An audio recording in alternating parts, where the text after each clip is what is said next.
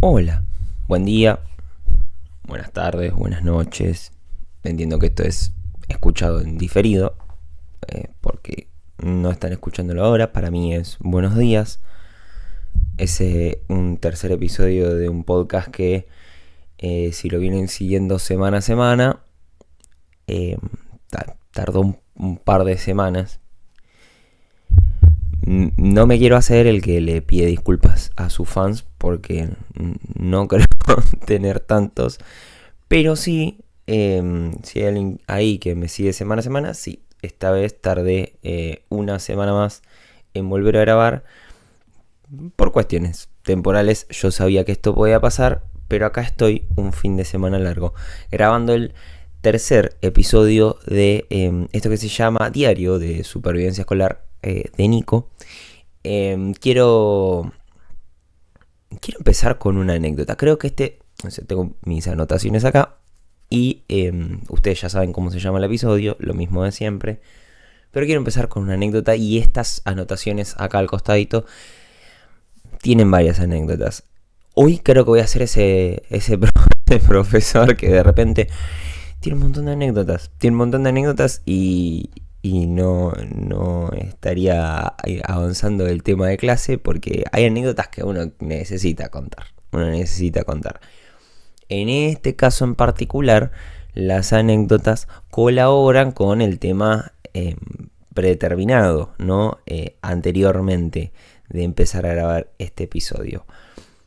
La primera anécdota tiene que ver con... Yo era chico, tenía una aproximada... chico no, porque tenía una aproximada 20 años. Bueno, era bastante más chico que ahora. Vamos a decir 21, 22. 22 como muchísimo.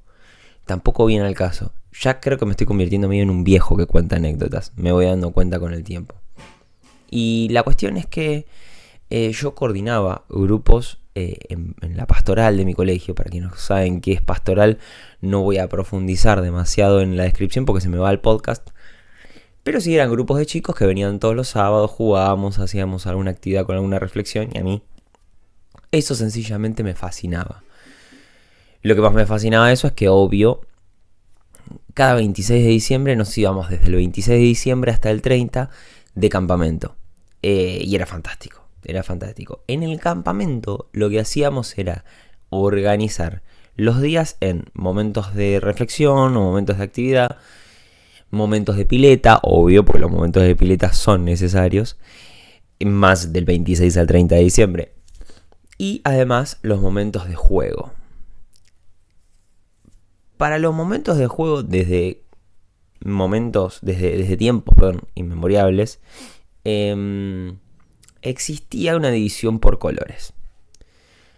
Vos llegabas al campamento y te dividían en verde, amarillo, rojo o azul. Yo casi siempre me identificaba con el verde hasta que tuve como una conexión directa con el amarillo y ahí como que no solté. Vieron que el amarillo está siempre un poco relegado porque vos le preguntás el color favorito a una persona y no te dice el amarillo.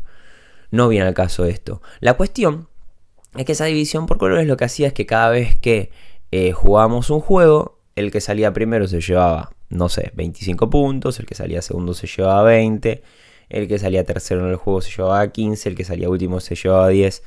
Un aproximado, hablamos de 1500, 2500, pero esos puntos se contabilizaban y al final del campamento había un ganador, obvio. Pasó en un campamento en particular que fue mi último campamento que de repente yo, y esto no estaba pensado, pero de repente yo vi a un chico que estaba haciendo algo muy piola. No me acuerdo si estaba ayudando a alguien o estaba levantando su plato después del almuerzo o estaba levantando los platos que habían quedado de gente que lo había dejado ahí, de compañeros que lo habían dejado ahí. Y de repente agarré y dije, che, supónganse, Mati, muy bien, vamos a darle 20 puntos más a su color. Creo que ese momento fue el punto de partida. Y ustedes me preguntarán el punto de partida de qué. A partir de ahí el campamento fue otra cosa. La cuestión funcionó espectacular porque de repente nosotros teníamos la herramienta de los puntos más que para castigar si hacían las cosas mal, para premiar si hacían las cosas bien. Y de repente nos dimos cuenta que ese sistema funcionaba. Que ese sistema funcionaba sin darnos cuenta porque de repente había un juego. Había un juego atrás. Estábamos jugando. Y no había un premio monetario. No había un premio... simplemente era ganar. Ellos querían ganar. Y ellos se dan cuenta que quizás no eran los más rápidos. Que quizás en tales juegos no iban a ser los mejores. Pero de repente, si hacían tal cosa buena o tal cosa bien, tenían puntos. Y esos puntos les servían para ganar. Y creo que ahí se me encendió algo que es... che, esto funciona. Podría funcionar. Y quedó ahí. Y quedó ahí porque ese fue mi último campamento y como que no pasó a mayores. Nosotros nos habíamos quedado muy contentos con esa idea que surgió, insisto, en el momento de que los puntos pudieran servir para premiar las cosas buenas, porque si nos ponemos a pensar, casi siempre estamos mirando lo malo. Y está bien, creo que es lo lógico, agarrar y decir, che, esto está mal, tenés que tener un castigo, tenés que tener algo en compensación por esto que hiciste mal. Ahora, la pregunta que me surge, y ahí no soy pedagogo ni soy nada que pueda sustentar una respuesta lógica, es ¿qué pasa si sin dejar de ponerle una compensación a esas cosas que están mal, empezamos a premiar lo bueno? O empezamos a premiar esas cosas de manera... Digo, existe una sanción dentro del colegio. Bueno, ¿cuál es el complemento de la sanción para alguien que hace algo muy bueno? Es un reconocimiento que está quizás medio en el aire, porque la sanción al fin y al cabo está escrita. Y ahí empezamos a pensar que quizás Dumbledore y las casas y los puntos que le daban a las casas al final del año servían de algo. Quizás J.K. Rowling tenía en sus manos una herramienta pedagógica y no la sabía, porque de repente quizás ese sistema en el que cada uno quería, no solo por uno mismo además, porque eso está bueno, sino que por los demás, poner un poquito de uno, ¿sí? Uno obviamente apela a que las otras personas, a que el otro, de repente tenga un gesto sin necesidad de que haya un premio, ¿sí? Creo que eso es el fin. Digo, es el fin, es lo último, es el cierre. Creo que ahí está la clave. Creo que ahí está la clave también de los puntos de Hogwarts. Que hay un otro también que es de mi mismo color. Y yo no quiero ganar solo por mí, sino porque somos parte de algo más grande. Yo soy Ravenclaw, yo soy Hufflepuff. Y quiero que Hufflepuff gane al final del año. Este año hice algo parecido. Pero antes quiero contarles que me di cuenta que esto podía seguir funcionando porque funcionaba en mí. Y también son cosas que suceden y que me suceden mucho personalmente cuando voy a entrar al aula. Pienso en qué cosas funcionarían, intentando de alguna manera ponerme en el lugar de quienes serían los destinatarios de esa incorporación, de esa innovación, de lo que sea, como quieran llamarle. Y de repente, el año pasado, sí, otra anécdota, esta un poco más reciente. El año pasado...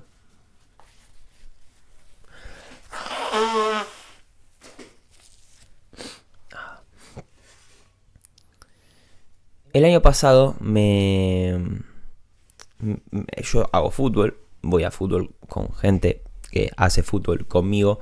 Hay un entrenador de manera totalmente amateur, obvio. Y en un momento decidieron empezar a registrar la cantidad de goles y la cantidad de asistencias que hacíamos en los partidos. Y cambió totalmente el compromiso y la lógica de los partiditos que hacíamos después de entrenar. Era espectacular como todos seguíamos quién hacía los más goles, quién quería hacer más asistencias, porque al principio se registraron los goleadores, pero después dijeron, che, registremos también las asistencias porque si no van a querer hacer todos los goles ellos. Y de repente yo me sentí incluso más motivado a ir, a sumar goles, a sumar asistencias. Y creo que eso es lo que detonó detonó esta innovación que apliqué este año en el colegio, que es armar un sistema de puntos y sentirme un poco Dumbledore. Todavía no está acabado, todavía no está terminado. Es un sistema de puntos en el que yo premio por diferentes cuestiones. A veces se me ocurre y digo, che, voy a darle 10 puntos al que haga esto. A veces veo que están trabajando muy bien, o que se dieron cuenta de algo que les costaba mucho, o que le pusieron mucho esfuerzo a algo, o que de repente ayudaron a un compañero, o por un montón de motivos he decidido entregar puntos. En algunos cursos ya está bastante aceitada esa lógica, en algunos otros me cuesta un poco arrancar. Pero me senté, la inteligencia artificial me ayudó a diseñar una aplicación para poder hacer el registro de esos puntos y que los chicos vean esos puntos. Y de repente me encuentro en algunos cursos, más en algunos cursos de los que tengo, menos, decidí aplicarlo en todos los cursos que tengo, veo una posición distinta para con las cosas. Yo sé que es difícil terminar de implementarlo. Yo entiendo también eso. La primera vez de las cosas uno quiere que salgan perfectas y de repente hay cosas que todavía hay que ajustar. Ya estoy pensando en nuevas ideas que entiendo que si voy aplicándolas este año es un poco desbaratador. Yo creo que el sistema por este año no va a tener muchas más innovaciones, salvo un cambio de premios o agregado de premios. Porque sí... obviamente esos puntos, además de ser parte de un ranking, van a poder ganar cosas, van a poder comprar cosas que nada tengan que ver con lo monetario, que lo más vinculado a lo monetario va a ser la posibilidad de comprarse un caramelo para hacer las actividades cuando las estén haciendo con un caramelito, que sale muy barato y que de repente... el razonamiento irá por, che, me compro el caramelo, o quizás puedo tener las respuestas de la prueba y yo tener que hacer el procedimiento, pero con la tranquilidad de tener las respuestas de la prueba. Todo eso sale puntos que se ganan, y se los ganan siendo estudiantes que se comprometen con la materia. Antes eso estaba todo tácito, antes eso no tenía un registro fiel. Yo contemplaba de otra manera las evaluaciones de quienes le habían puesto el cuerpo a la materia, pero ellos no lo sabían, quedaba todo en el aire, y ahora entiendo que este sistema es una forma de reconocer a aquellas personas que sí se predisponen frente a la materia de manera... no quiero decir estricta, es una predisposición de manera, bueno, le voy a poner el cuerpo a esto. Le voy a poner el cuerpo a esto también porque vos trabajaste mucho para que esto pase. Y creo que también prestar atención, aunque no parezca, es un acto de empatía para quien preparó eso que trajo para compartir. Pero la idea principal de este episodio en particular es ver que quizás el juego nos hace mejores y hacernos esta pregunta: ¿por qué dejamos de jugar? O mejor todavía, ¿por qué creemos que no estamos jugando todo el tiempo? Yo creo que este episodio, no todo el podcast, no es un podcast sobre juego, es un podcast sobre cómo sobrevive este docente a la escuela y cómo quizás tirarles un centro para que quienes escuchan sobrevivan, sean trabajadores dentro de la escuela, quienes sean padres o quienes sean alumnos.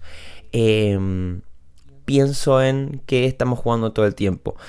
Agarré e hice una encuesta en Instagram en la que puse 4 opciones y la que ganó fue que juegan. Yo pregunté cuánto juegan y la que ganó fue que juegan un poquito de vez en cuando. No es que no les crea, yo les creo. Yo también siento que juego un poco de vez en cuando, pero creo que tenemos la posibilidad de jugar un poco más.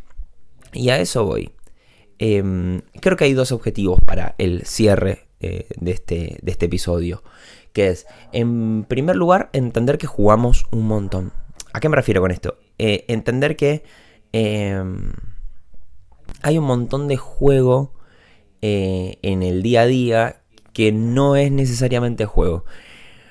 Hay una palabra en inglés, meo que odio las palabras en inglés, porque al final, al cabo, parece que todo lo inventado es en inglés y nosotros lo tenemos que traducir, pero se llama gamificación, se le dice gamificación, que es en español juegación.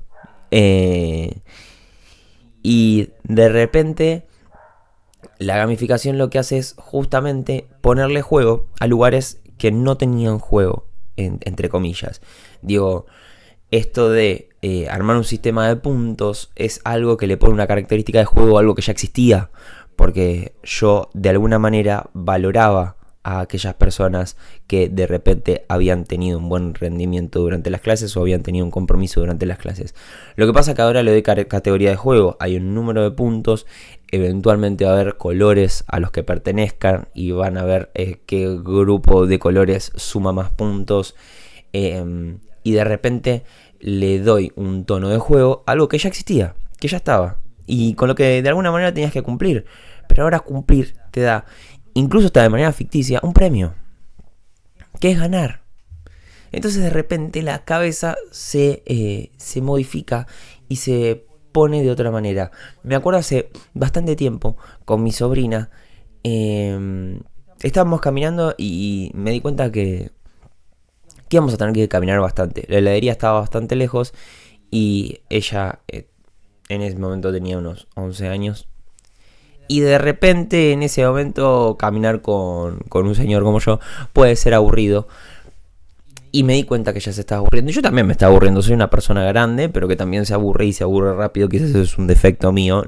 No me voy a meter muy a fondo en eso, lo hablaré en terapia. Pero me di cuenta que nos estábamos aburriendo y de repente empezamos a jugar a encontrar patentes que tengan el número que se lee de izquierda a derecha, de derecha a izquierda de la misma manera, ¿no? Capicúa, que se le llama. Y de repente fue una competencia. Y de repente, en lugar de caminar, alguno de los dos estaba corriendo porque el beneficio era ver la patente antes que el otro. Y de repente caminar se hizo un juego. Y digo, cuando me preguntan, che, ¿hoy jugaste? La respuesta puede ser no, porque no hubo ningún juego físico, no jugué a la pelota, no me metí en la compu a jugar. Pero la respuesta puede ser sí, porque jugué un rato a caminar. Y caminar fue un juego. Porque se convirtió en correr y porque de repente cuando llegamos a la heladería fue, che, ¿gané yo? No, ¿gané yo? No, sí, gané yo porque mira, ahí hay otra patente que tiene el número Capicúa y de repente caminar se hace algo distinto. Creo que ponerle juego a nuestro día a día no le quita seriedad. Porque también ese es otro. O sea, una de las respuestas que puse en mi encuesta es, somos grandes. Y creo que ser grandes no implica dejar de jugar. Creo que entender eso, digo, no sé, y quizás un sociólogo o alguien que entienda mejor que yo cómo funciona el cerebro humano puede responder esta pregunta, pero digo, ¿por qué de repente nos encontramos una contradicción entre la adultez y el juego? Muchas veces, no siempre, pero muchas veces, en que no estamos para aprender a jugar algo nuevo, que no estamos para jugar en ciertas situaciones. Y la pregunta es ¿por qué? No, bueno, ahora no. ¿Por qué? Porque se supone que... ¿Qué se presupone ese mundo adulto? Y no hablo de un mundo adulto de gente de 30, 40, 50 años. Hablo de un mundo adulto que empieza a picar la cabeza de las personas a los 16, 17, 15 años. Entonces empezar a pensar, che, ¿por qué no puedo correr en público? Está bien, quizás hay cuestiones físicas de no querer romperse un hueso, de no correr, que entiendo. Ahora, creo que hay un montón de cosas que pueden darnos los juegos que quizás de repente no estamos viendo. Hace algunos días me junté con amigos y jugamos toda la tarde. Yo normalmente soy el chico de los juegos en algunos grupos y en otros grupos me dejo ser con gente que juega mucho más y mejor que yo a juegos de mesa y etcétera. Y creo que si tengo que dejar algo para cerrar este podcast es jueguen. Y también es, uno casi nunca está predispuesto a jugar, porque es una fiaca desarmar el juego de mesa, es una fiaca empezar, es una fiaca arreglar, es una fiaca organizar. Sé que es una fiaca, esa fiaca, hay un umbral chiquitito que hay que sobrepasar. Hay que sobrepasar esta idea de, oh, bueno, pero no se van a aprender, hoy no, ¿para qué voy a hacer un sistema de puntos? Sí, hoy no, mirá, tengo que explicarlo, tengo que entenderlo, tengo que leer las instrucciones. Una vez que estás adentro, la sensación de estar jugando y el intercambio que se da cuando estás jugando es distinto. Mi recomendación es que juegues, y que jueguen y que juguemos. Nuestro día a día a veces es pesado, a veces es aburrido. ¿Por qué no jugás a qué número va a tener el contador antes de cruzar la calle cuando llegues a la esquina? ¿Por qué no jugás de repente a adivinar si el próximo número que vas a ver es par o impar? ¿Por qué no jugás a no pisar las líneas de la vereda? ¿Por qué no jugás con tus amigos a ver cuántas veces el profesor dice determinada palabra? Que ambos elijan una palabra y que cuenten la cantidad de veces que dice esa palabra. Pero escúchenla o escúchenlo. No dejen de escucharlo. Creo que es ponerle juego a un día a día que puede ser mejor. Yo elijo jugar y espero que vos también lo hagas. Muchas gracias por escuchar este episodio. Habrá otro, no sé sobre qué tema, pero estoy muy contento de poder seguir haciéndolo. No sé cuánto más va a seguir. Creo que mucho. Yo confío en que mucho. Podemos jugar, a ver hasta cuándo.